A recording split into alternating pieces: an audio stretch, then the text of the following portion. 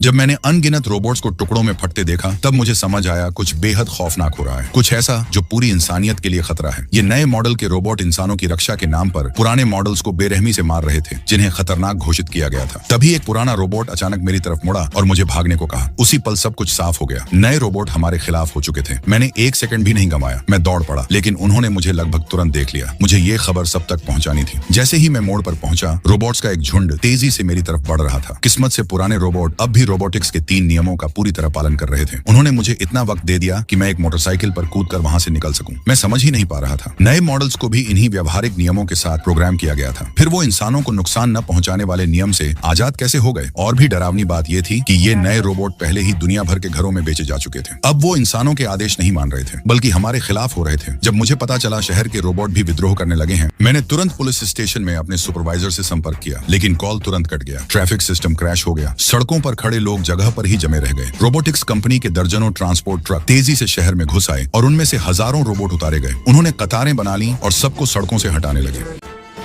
एक लड़का उनमें से एक के धक्के से दूर जा गिरा। एक अधिकारी हेडक्वार्टर को रिपोर्ट करने वाला था, लेकिन मशीनों ने स्टेशन के दरवाजे तोड़ दिए। इंसानों को अब खतरनाक घोषित कर दिया गया था और रोबोट समाप्ति प्रोटोकॉल लागू कर रहे थे। कुछ ही घंटे पहले ये मशीनें हमारी भरोसेमंद मददगार थीं, अब यही अपने मालिकों को खत्म कर रही थी। चीफ इस अचानक धोखे से आगबूला हो गया। उसने शॉटगन उठाई और बिना हिचक फायरिंग शुरू कर दी।